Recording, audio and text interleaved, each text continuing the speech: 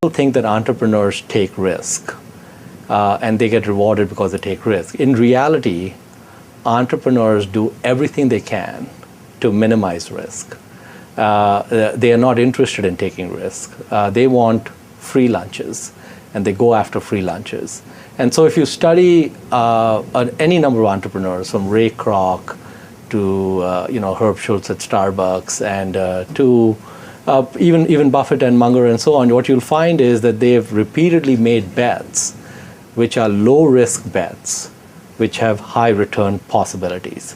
So they're not going high risk, high return. They're going low risk, high return. And even with Bill Gates, for example, the total amount of capital that ever went into Microsoft was less than 50,000 between the time it started and today.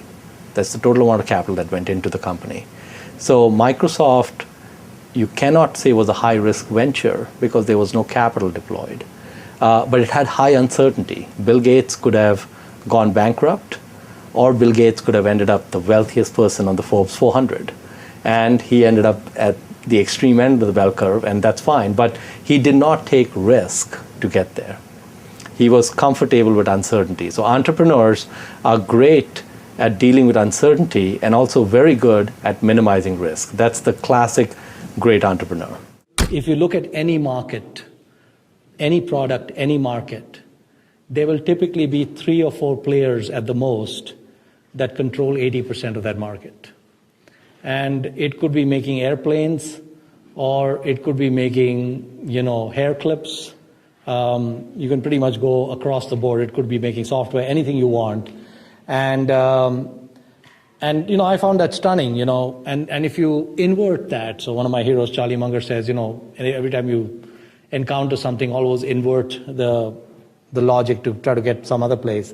So if you invert that principle, first of all, if you agree with the principle, then the inversion would be that if you're starting a business and you say that this is a $10 billion market and I just need 10% of it and I'll be a $1 billion company, well, right there you're off.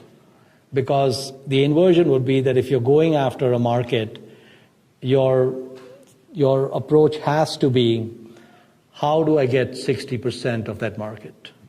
And so if your starting point is that I'm going to take 2% of this market or 5% of this market, what you have not done is you have not segmented that market properly. And that is a fatal flaw. So the first thing you ought to do is define the market that you're going after. And after you've defined it, if you don't get to very clear-cut game plan to get 50, 60% market share, then don't even try. Because either you have not done your job correctly or you don't have anything to offer that is going to be that compelling to people.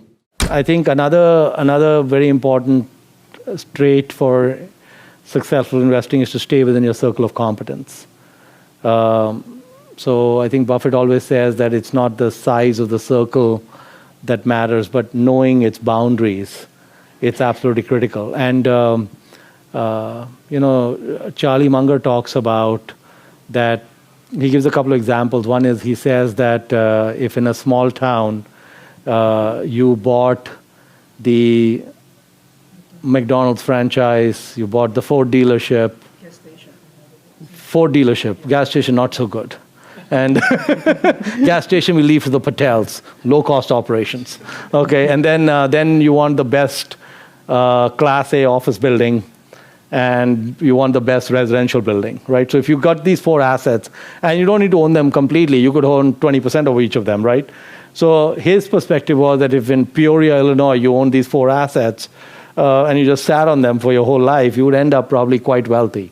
And so if you think about it from a modern portfolio theory point of view, you would say, well, you're not diversified, everything's in one geography, et cetera, et cetera. Yeah, but the odds I'd probably still work out. And in fact, he has a friend here in near Stanford, John Arriaga, who all he did was bought real estate within a mile of the Stanford campus. And I think Arriaga is a billionaire. And so, what is Arriaga's circle of competence? It's this small.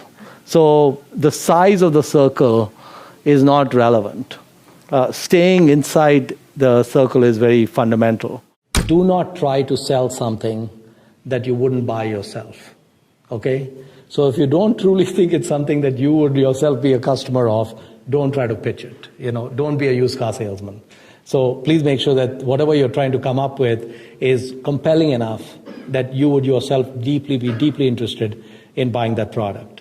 So, Charlie Munger likes to say that you don't make money when you buy stocks, and you don't make money when you sell stocks. You make money by waiting. And so the single biggest advantage a value investor has is not IQ. It's patience and waiting for the right pitch, and waiting for many years for the right pitch. So what's that saying of Pascal that you like about just sitting in the room? All man's miseries stem from his inability to sit in a room alone and do nothing. And all I'd like to do to adapt Pascal is all investment managers' miseries stem from their inability to sit alone in a room and do nothing.